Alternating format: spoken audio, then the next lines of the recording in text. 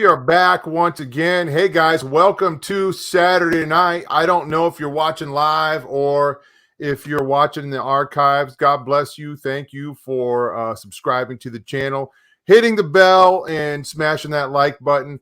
Guys, of course, I'm back with Pastor Shawn, and we're going to get into it again this week. You guys communicated to us that you liked last week's show. Well, there's more to come. Pastor Shawn, how are you doing, brother? I'm doing wonderful, man. I've been out doing some ministry, even this today, just praying with people out on the side of the road and just looking forward to tonight's show, talking about residual hauntings. It's over and over and over and over again. Well, man, I'm so glad that we're doing this. I think it's important for Christians to have answers. I've said this before, but about 14 years ago, this is one of the things I didn't get. I didn't understand what the truth was about hauntings or ghosts or psychics and things like that. And I went to, I went to pastors, I went to different people that I respected, that were spiritual leaders, and they didn't know either.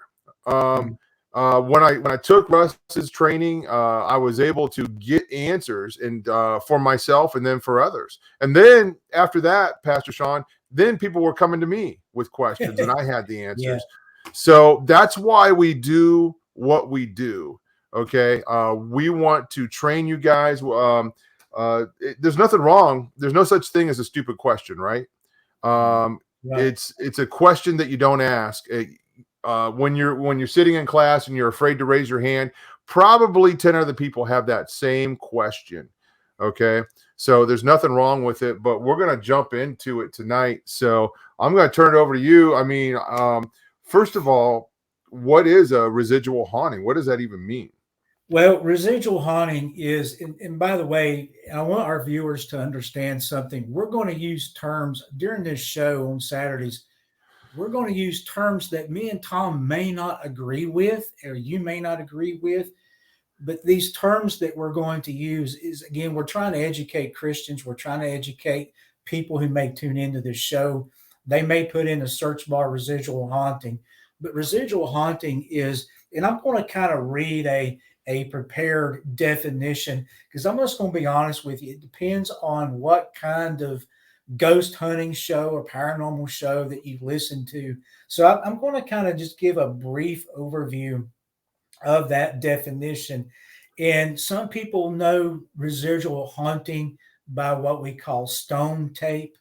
And that'll make more sense here in just a moment. But residual haunting is a type of haunting, and there's actually two main types that the paranormal world will venture into. The first is kind of what we call the intelligent or active haunting, and that is the spirit, the ghost, the energy, whatever they're going to use, that energy is speaking to the person or trying to communicate, or is doing something like a poltergeist activity, slamming a door, doing all kinds of things.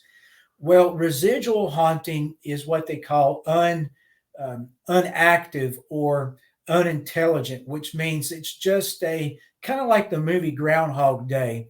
Yeah, there you go. It is something that happens over and over and over again. It's the speculations that the ghosts, the spirits, or the residue of those hauntings are recorded in the environment or in the material of earth. It's recorded, and then something plays it back. It's not really a spirit. It's not really a really even an energy. It's kind of just like a playback. And we're going to jump into that here tonight. Some people will even add to that description, and you can even read it through right here. That description may be something like during emotional or traumatic events, something is recorded. Oftentimes you'll notice somebody had died or somebody had been shot or something, and it's recorded in the environment. Tom, I'm just going to stop right here with a definition and ask you a question here about this, because and get your take on it. Do you believe that there's actually things out there like crystals, rock, pieces of wood. Do you think that there's things that record these things? You know what? You're putting me on the spot here, Pastor. That I think that's kind of interesting because I mean, uh, the next question is like, what about a house? What about, the geographical area? Um, I don't, Yeah. I honestly, I'm not sure where you're going with this. This is, I Good. think it's kind of interesting, but I Well, believe in charged objects. Okay. okay. So, That you done good. That's exactly where I wanted to go with that okay. question. Yeah, charged objects. We know that objects like a pen or a piece of bone or whatever, that people use those objects. I'm going to use like this pen right here. Somebody could do a ritual and put an intention on that. Y'all been talking about the intentions and sigils and stuff the last couple of weeks. They put those intentions and they kind of place it to that object, but that object itself doesn't have any power to record. It doesn't have any power to absorb. And if it did, how then it would have the brains and the intelligence enough to push play and play it back? That's what we're getting into with residual hauntings. And we're going to talk about some cases tonight that I've experienced personally about residual hauntings. We're going to talk about why this is important for you and our viewers and our people watching this and our congregation members to understand, because this terminology is being used, and this terminology has a deep, deep, deep occult theology. Again, it's coming back to something. It's trying to undercut the Christian view of the spiritual world. And it's all occult theology. So, Um, Pastor, before we get started, I want to ask you something, and this is probably relevant. So, a couple years ago, I was coming back from vacation, cutting across the United States of America, stayed in this hotel, okay? And usually when I have a dream, I can track it down. I'm like, okay, I know why I dreamed that. right. But I had maybe a couple times some bizarre dreams, and I couldn't figure it out. And I kind of came up with something was attached, you know what I'm saying, to the place that I slept. And the dream had nothing to do with me. It was usually I'm in the dream, but this was, other people or characters that I didn't even know. And I'm like, what was that about? What do you think about that in relation to what we're talking about? Oh, absolutely. And that's something that we really need to kind of get into here. And it'd be a good place to jump into that. Locations have spirits there. We can use the word attachments, but we have to kind of break away from that, for I think, in a way, because spirits can move. They're not necessarily um, obligated to stay in a room, but they stay where they, number one, where they can get victims. Number two, they stay to where they can cause most havoc. And number three, they just roam around. I mean, we got to understand spirits are always around us. The spirits are always, they're roaming the earth. We find that from scripture. We find that from Second Temple literature, from the book of Enoch and stuff like that. But what we got to realize is these things do engage people. So, I went to the beach one time and I go to the beach all the time, but we went to the beach and the same thing happened to me that happened to you. And I have a custom now to whenever I walk in a place, if I'm going to be staying there, I do a quick walk through and pray and ask God to take away any and all unclean spirits, to keep them away from me and my family, at least to put a boundary between us. And that's kind of what I recommend. But uh, kind of in that same vein, a residual haunting, they claim, and this is their claim in the paranormal community, that, remember what I said, that it's not active. It's not going to engage you. And that's one of my, last week I asked the question, how can we prove what kind of spirit we're talking to? Well, we're going to use that same idea. How do we know that this spirit's not playing dumb? How do we know that this spirit is not doing this thing over and over and over again? And that's something that we're going to get involved in here, I got a clip I'm going to show you here after a while when we get into this. But yeah, does that kind of help you understand? Yeah, it does, and it makes sense. And I love your advice there to just when you go into a place like, especially a hotel room or something like that, to pray over it. And when I had this experience, I wasn't really alarmed, because it wasn't like an attack, but it was just a dream that just didn't make sense. And I woke up and I was like, man, there was something to that, but I don't know what it was. And of course, you're traveling, driving, over 10 hours a day, you're exhausted, and you just kind of move on, and then you think about it later and you figure it out. So Yeah, and I'll go ahead and tell one of my experiences with a residual haunting. We were traveling, and we were traveling up north around um, Gettysburg, Norfolk area in Virginia, and we love to go up in there. And I've got a lot of stories tonight from Gettysburg, the war, the Revolutionary War. But we stopped in this place, and as we checked in, the lady's like, "Well, if you see," I don't forgot the name of the person, the apparition. It wasn't Mary, but it was kind of like Lisa or something. If you see Lisa in the hallway, just wave at her and go on. She won't hurt you. And, and my wife was like, "What are you talking about?" She's like, "Oh, we have a." She didn't use the term residual haunting. She just said we have a friendly ghost that lives in our thing, but she's never talked to nobody, and she just seen it at night, and she crosses. So as we're walking up to her room, I'm praying, and Carrie's like, where are we at? What are we doing? Do we even need to be here?" And I was like, "Yeah, we'll be all right. We'll be fine." We never did see Lisa or nothing that night, but that was kind of funny. My wife the whole night did not sleep. I slept like a baby, but she didn't sleep Lisa like probably didn't that. come back for a while. So Yeah, yeah.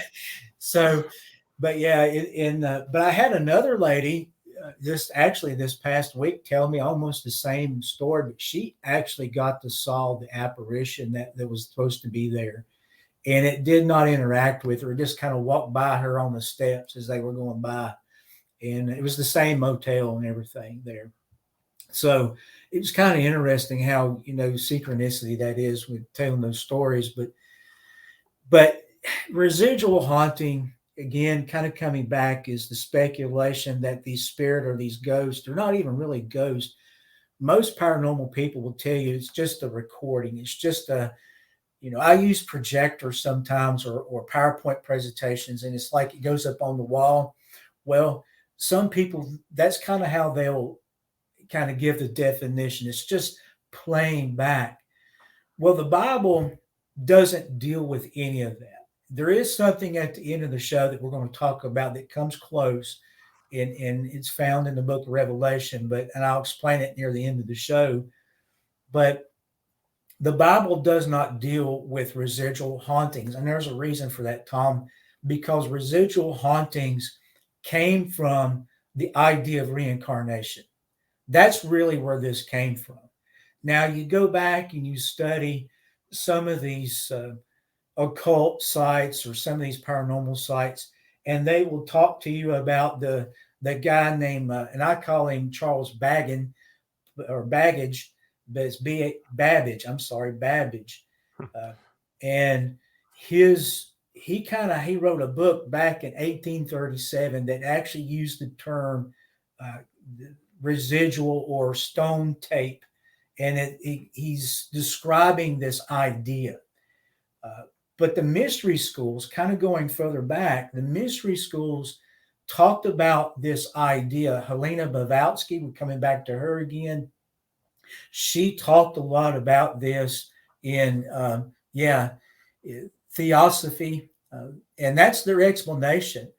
And as if you read that and go to their, I don't actually recommend going to their site, but if you see this site, you realize that the reincarnation and the occult theology is the only way that residual hauntings would work. That's the only way. And the reason is because this is what they're going to teach. The occult theology teaches that there's different parts of the human soul and anatomy. one part, and I can't remember all these terms, so I'm just going to say it from Southwestern Virginia vernacular. One part of the soul stays here on earth, and it's not really the soul, but it's like a doppelganger, if you will, and it stays here. And if it was troubled, we also get the idea of purgatory comes from residual haunting. Um, so you have this thing. If there's something that a lesson this person needs to learn, that astral part of that body, that doppelganger, will go and do that action over and over and over again. So the over and over again is, you may see the same apparition walking up those stairs. You may hear footsteps at night, same time every night, certain days of the week, certain times of the year. It's often on cycles. It's often on different kinds of moon phases. And that should start telling you a whole lot about what's going on here. When it's starting to get into cycles and it's getting into the moon phases, again, the Christian cosmology does not account for any of this. The Christian doesn't have these things in their understanding, because we don't believe that this is what's happening. The Bible clearly tells us, Tom, that when we leave the body as a Christian, we're going to be with the Lord. Or there's an assigned place. We can read Luke 16:19, and it tells us that there is an assigned place for when we die.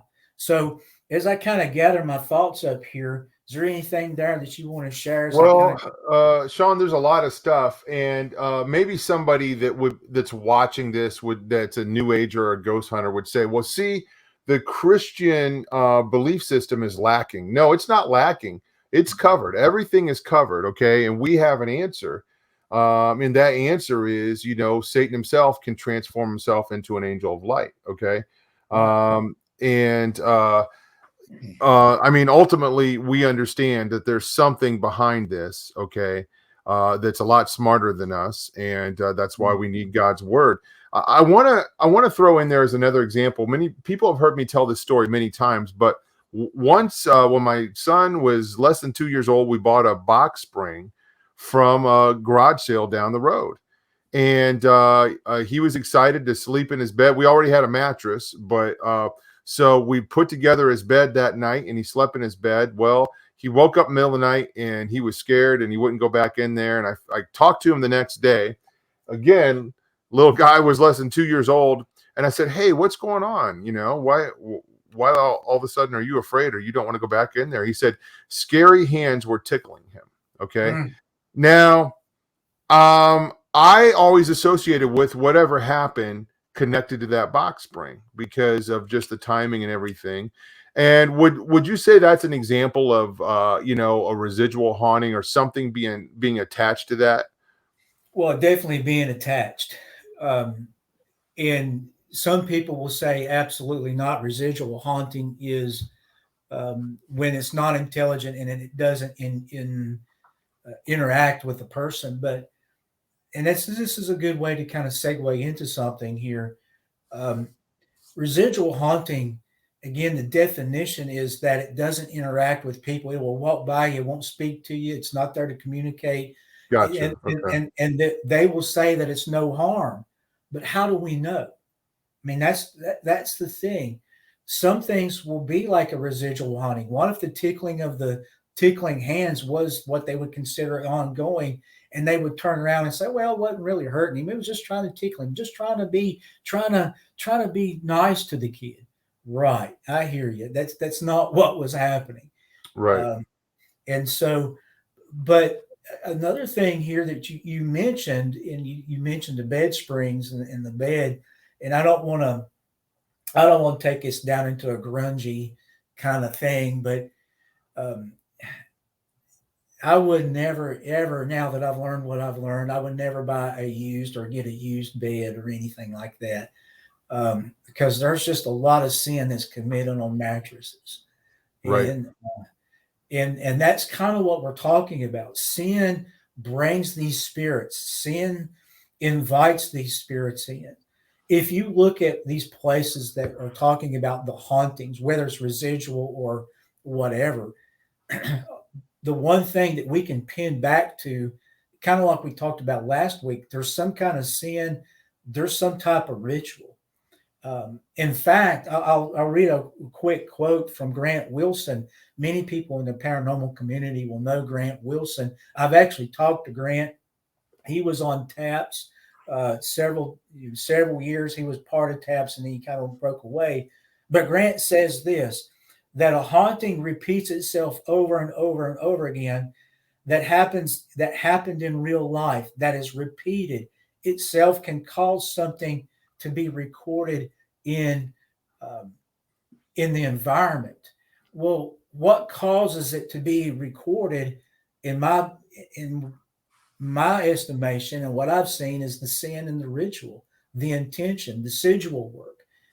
It 9 times out of 10, if you go back and you start doing the research here of this location, it was a murder, a rape, a killing, a ritual, satanic stuff was done, rituals were done. It draws these things to these areas. So that's the first thing you've got to be.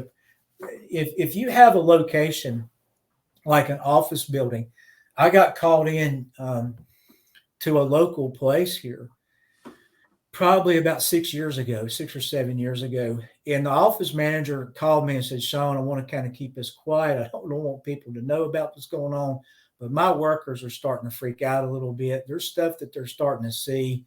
And would you come in here and help us figure out what's going on? So we went in there, and I was looking around, and I saw a medicine pouch. I don't know if you know what I'm sure you know what a medicine pouch is. It's a little Indian pouch that's got all the ritual items in it. Mm-hmm. And I seen it over in the corner, and I said, "There's your problem." And he's like, "What?" And I was like, "That pouch over there is your problem." He's like, "Well, we've been seeing this for years." I said, "Yeah, but you're starting to have a lot of problems now, ain't you?" And he's like, "Yeah." So let's get this out of here, and let's pray about it. And as soon as we took that thing out of there, everything cleared up. They ain't had any problems. I hadn't seen anything. So you definitely got to take a look at what the items that may be charged that's there. There can be all kinds of things that's happening. So we're gonna look at a video here in just a moment as we transition. Tom, you want to say something before we get into that? No. I just think this is fascinating, and I'm excited for everybody listening tonight because they're really getting an education. Um, Pastor Shawn, this stuff is all over TV, and it's been popular for a long time. It's not really going away, the interest in the paranormal. And I've tuned into these shows years ago, then I got bored, honestly. Mm. But I mean, there's so many people out there that are fascinated with these things, that are drawn to them. And Christians as well. We know Christians are watching these shows, okay? Oh, absolutely. And I've known people that called themselves Christians that were interested in getting involved in ghost hunting. Mm. And yeah, I mean, it's crazy. So anyway, I'm just excited for people listening tonight to finally get some answers about these things. And I guess I want to make sure that we it seems like there can be maybe a fine line between a residual haunting and then a demonic attack sometimes. So Absolutely. I guess as we go along, we'll define that line a little bit better. Well, let's kind of define it right now as we get ready to watch this video. And what I want you people to understand here, if you're seeing anything, if you're seeing an apparition, whether it's communicating with you or not, there is an evil presence there, period. Now, we can debate and we can talk about these things, but look, we all have to come back to, like we talked about last week, we cannot decide or discern who these spirits are. We can't decide if this is an intelligent spirit playing a role, or they're trying to tease us or trying to fool us in any way. We, like you said earlier, Tom, they're in the spiritual world. They're a little bit. They may not be smarter in some ways, but they're a lot more witty, and they have a lot more ways to fool us. And so, what I try to tell people, look, go to prayer. The first thing you need to do is go to prayer. Ask God to get rid of it. Don't just, like we talked about what last week, don't fixate on the spirit. Don't run up and try to capture a video. Don't try to get it to talk. Don't try to, trying to figure out what kind of spirit it is. None of that works. And that's going to get you deeper and deeper, deeper into spiritual warfare that you might not find your way out unless this Christ is there. So what I tell people is go to God first in prayer. Kind of like what L.A. Marzulli and them say, rebuke that thing and ask questions later. Go to the Lord in prayer first, ask him to get rid of that thing, and then you call yourself and tell it to get out. So if Katie would put that video up, I want to get your reaction to this. John, let me ask you this real quick. Yeah. Do you think that a residual haunting, when people come in and they kind of feed it, that it can turn into something bigger? Oh yeah, absolutely. And that's kind of what we're going to talk about here in just a moment. And in fact, this video is kind of set this video up. I actually know a guy who lives in this area in England and in the places that this was filmed. And he actually talked to me on a Zoom call not long ago and told me about this actual case. And he actually saw this apparition, and when he started rebuking it, it left. It stopped. It left, and things changed radically. Now it didn't go away because, like you said, people are feeding it there. They're getting other people to come and watch this thing and interact with it, and it's playing the part. But I want to see if you think this video is real or not. What you think about this video as we watch it here. There's no sound, so we don't have to worry about the sound. Okay. That's supposed to be the apparition. The doors are opening. Kind of looks like Skeletor coming out the door. I guess my first reaction is that's not real. That's my first honest reaction. Yeah, I would tend to agree with you. And this is part of the problem. When people show video evidence, even I have video evidence myself that I've recorded and I know what's happening. But if I brought that evidence on this show, there would be people that would make an accusation and say, hey, that you just made that up. You had people pulling the door, or you had people, in the background breathing and people could hear it and stuff like that. Videos, voice recorders are they're not evidence in my opinion. First of all, and then second, that really looked like it was, somebody dressed up looked like in Skeletor, right? Yeah. Yeah. It looked like a guy in a costume, but it's, for people that are wanting to believe that, it's great. It's great for them. So, but these videos now pull people in and they watch these videos, these shows. People are drawn. I know I'm going to spring this on you. Why do you think people are so drawn to these shows?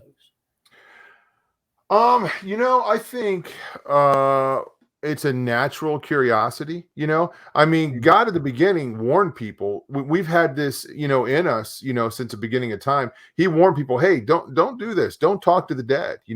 It's almost like it's in us to do this. So God had that right at the beginning. Hey, by the way, don't do this. And then you have witches and tarot card readers and psychics and things like this that are wanting to connect us. Look at Saul, you know what I'm saying? And what he did.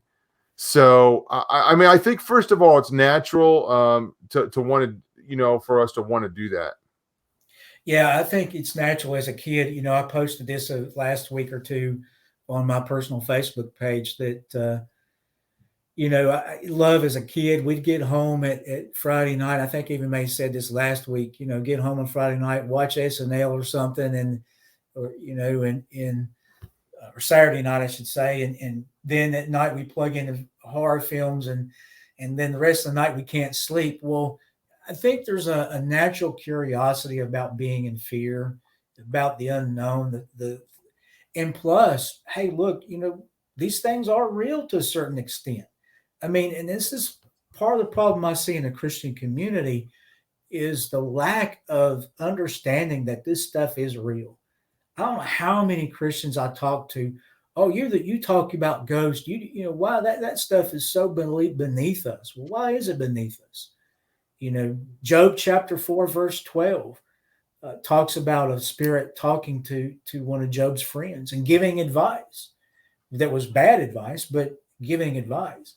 So, I mean, you know, I just try to tell folks, in the clip that we saw was supposed to be of an apparition or a residual haunting. That apparition is supposed to come out and walk in through these doors or walk up staircases. And you'll see a lot of this about staircase and hallways. The reason is these are transient places, or places that spirits can get our attention a lot. They can walk past us. They can, they'll get us our attention, so to speak.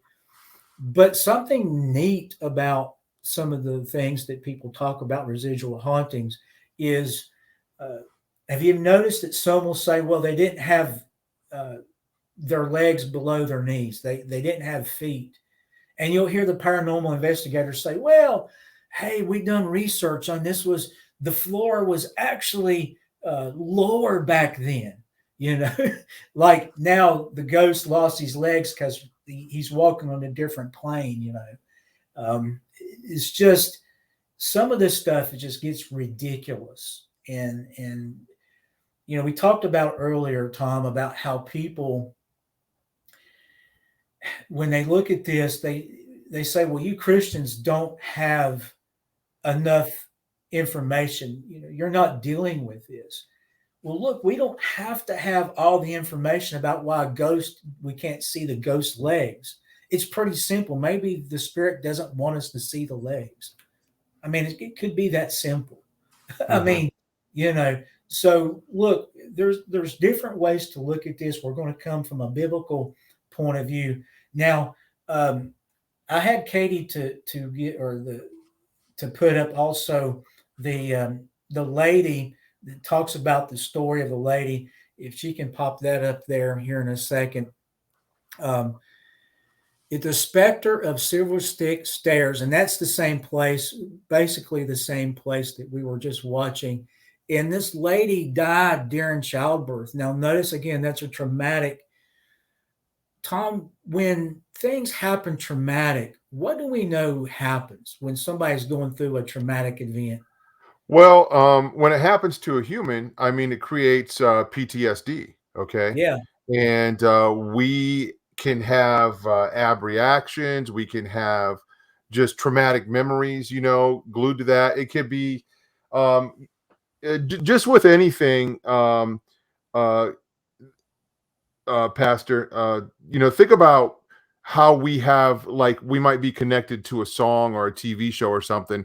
Right. And we'll go to, I have places in the town that I'll drive down that road and I'll remember when I was a kid what song I was listening to when I drove down that road. So we have that connection. The same thing happens when trauma happens to us. It puts an impression on us emotionally, and we can't shake it, right?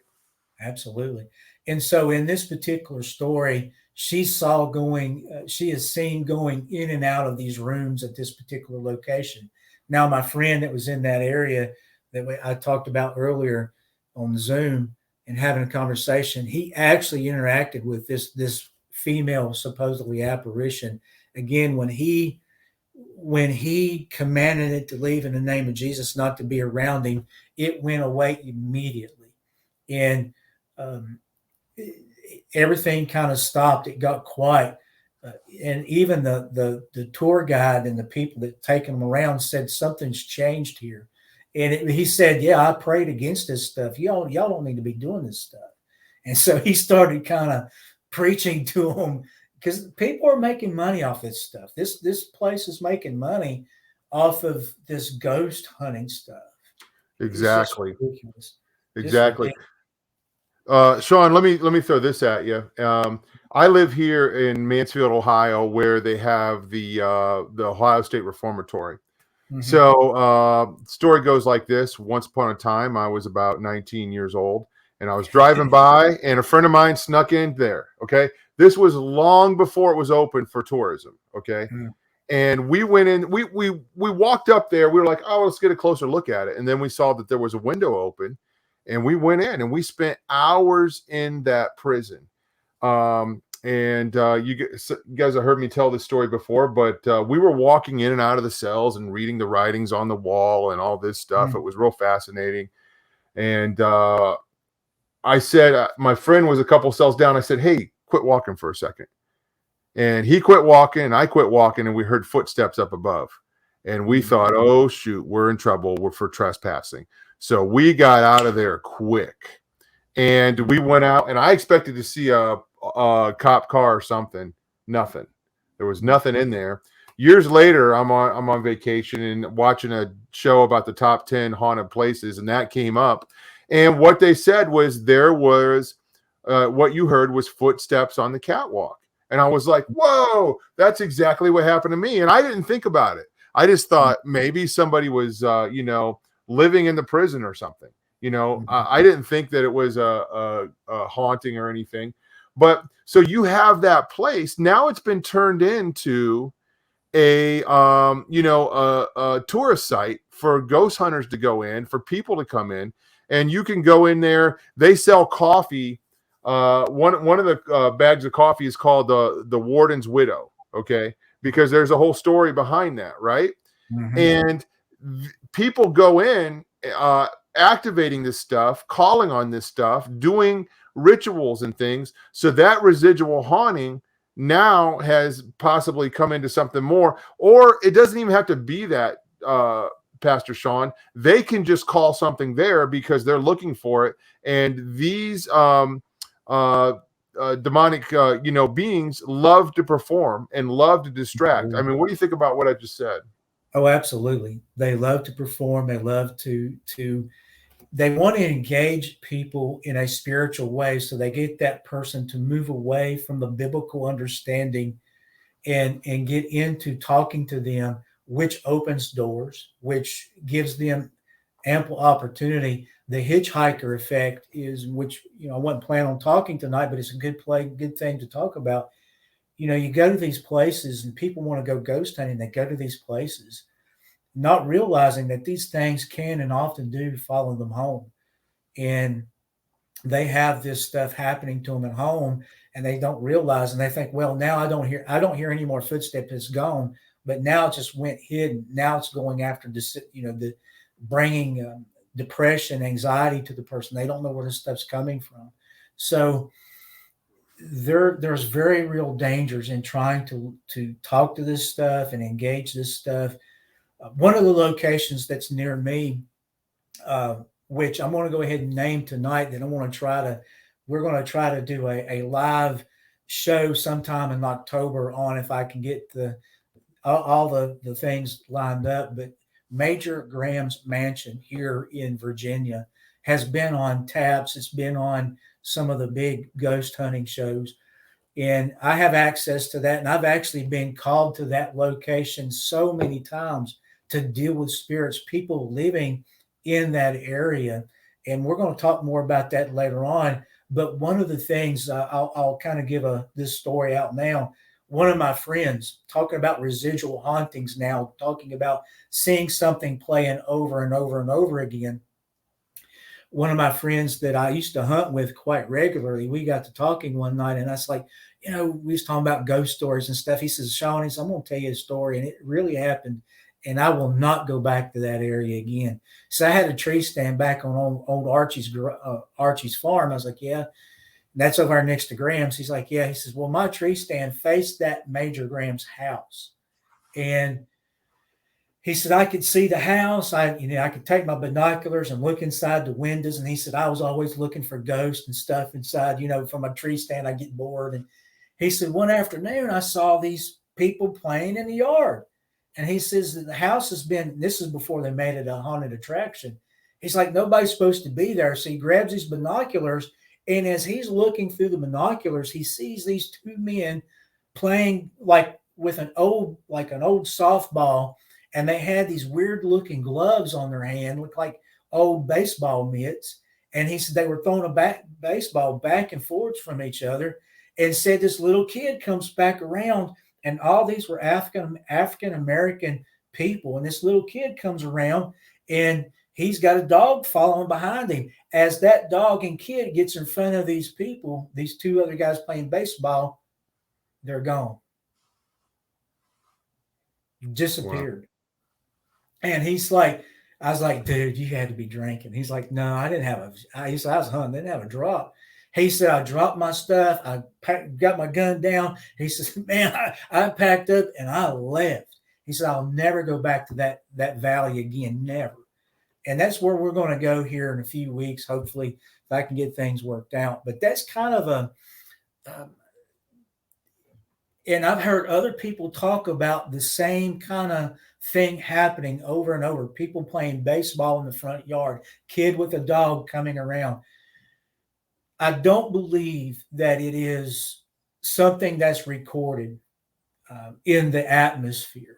I believe that these spirits knew that my friend was watching through the binoculars looking for a ghost, and they gave him a show. Yeah. And they gave him what he wanted. So, and I'm glad you told that story, because I think that's important for people to understand that these extra dimensional beings, they got one up on us, right? They're extra dimensional, and they have the ability to do that. Okay. As Christians, we have a protection. All right. But even Christians can observe these things and see these things, but we have the authority of Christ to get rid of them and cast them out. So anyway, fascinating. And that's as we kind of start wrapping up, it may not be that long of a show today, folks, but we're just trying to tell you and warn you, we don't have to speak all night about it. We're trying to tell you simply, this stuff is much more in the spiritual realm than it is anything else. Quartz, iron, trees, wood, houses, rocks, whatever, grass, it doesn't have the ability to record and push play. There's an entity, there's a consciousness behind that is watching you, like it was watching my friend. It was watching you, and it's playing on your emotions. When they gather, there's places in this world where they'll gather to watch and see if they got a ghost coming out at a certain time of the year. And it is just sickening to me in a way to kind of just know that people are so absorbed in seeing a spirit play dog and pony tricks. I mean, it's just, to me, it's just awful. But anyway, as we kind of start wrapping up here, I want to touch on something that the Bible does speak about. We've been talking about how the environment records, like the paranormal doctrine that's being taught is that the environment is recording this stuff. It's not recording it. Now, the Bible doesn't speak anything to that directly, but it will tell us that it is recording our very actions. The actions that we're recording in Revelations chapter, and I'm going to read it from mine because I don't know if I can read it there or not, but Revelations chapter 20, starting, I'm going to read in verse 11. And I saw a great white throne, and him that sat upon it. That person sitting upon it is Jesus Christ, the Lord Father, for whose face is the earth and heaven fled away, and there was found no place for them. And in verse 12, it says this, and I saw the dead, small and great, stand before God, and the books were opened. I want you to listen to this. And the books were open, and another book was open, which is the book of life, and the dead were judged out of those things which were written in the books according to their works. Folks, your every action is being recorded.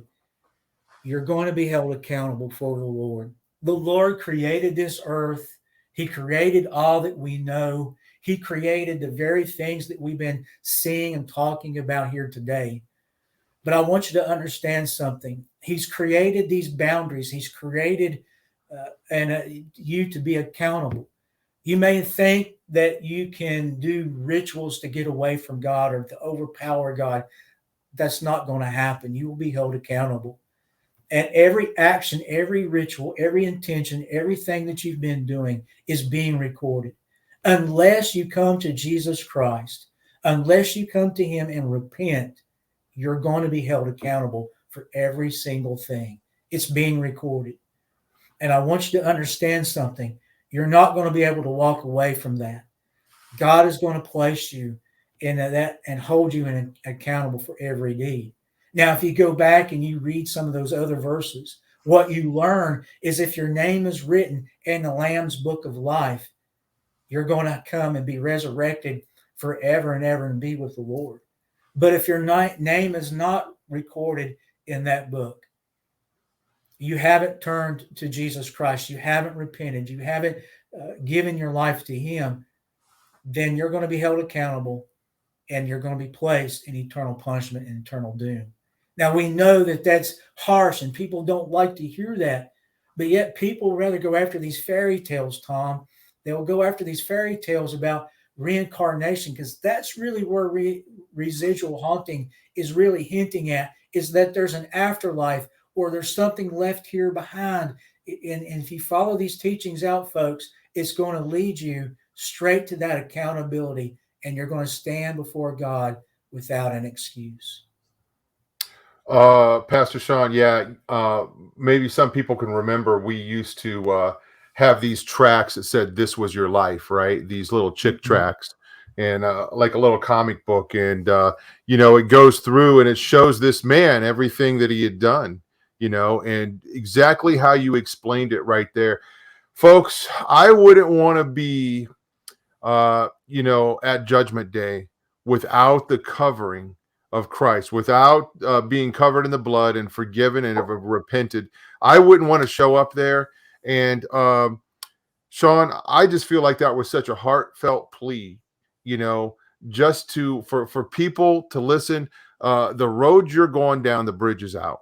Okay. We're trying to warn you, and we're saying that not out of arrogance or pride or anything else.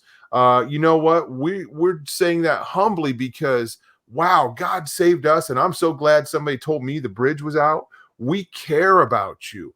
We care about you. And I'm telling you, I love quoting Francis Schaeffer. He said, Jesus Christ is the answer, or there is no answer. Nothing else really makes sense. None of these other belief systems, whether it's Buddhism or whether it's ghost hunting or whether, reincarnation, it just doesn't add up. It's just not there. It's lacking in so many ways. And it's not that we're good or we got it all figured out. We're smart. It's that God is good and that he's real. Nobody can debunk him. Nobody can say that he's not, say that he's not real. You could say that, but we don't think you believe it. And the human race is in rebellion, and that rebellion really manifest in a bunch of different ways.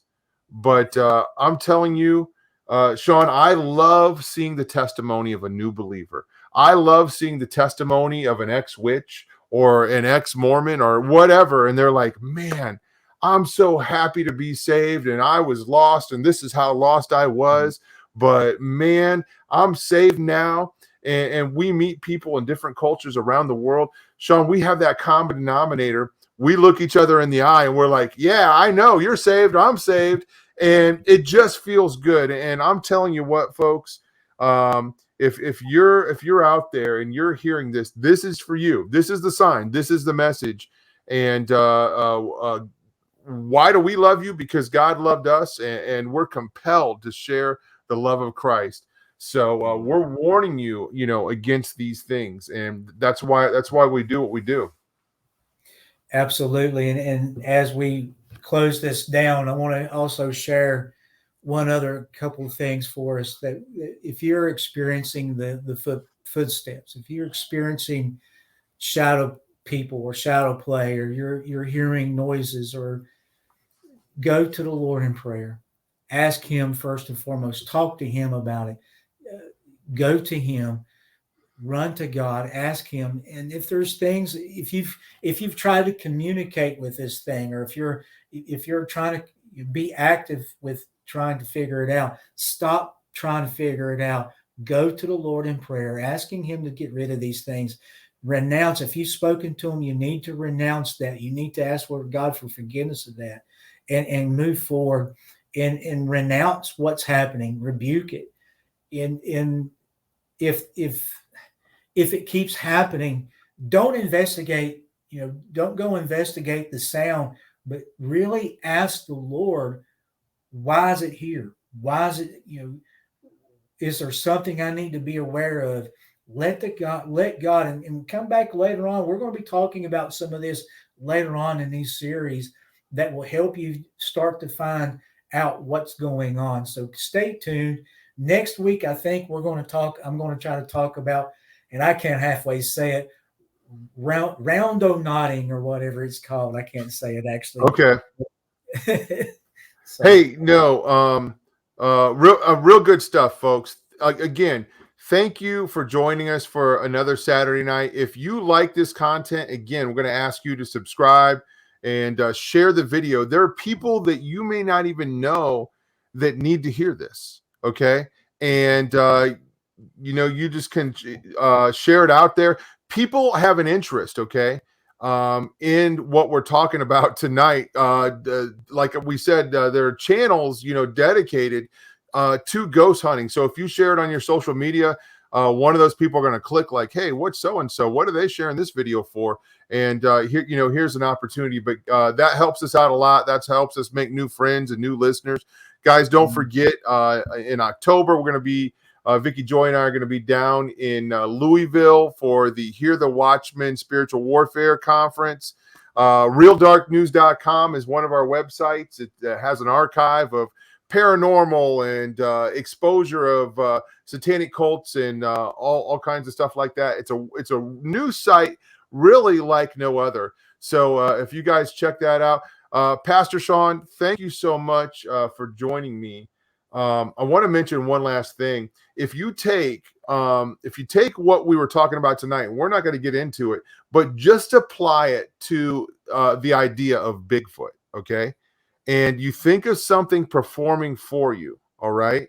Why is it they can't track down these? We can't get a body. You know what I'm saying? And these things disappear, and there's a pattern, right? That we the odor and all of these things. So take that and apply it to things like that, or the Mothman, or things like that, and see if it makes sense to you. But Pastor Shawn, thanks again for doing another Supernatural Saturday. Can't wait till next week. And guys, we'll see you again on Monday. All right, bye.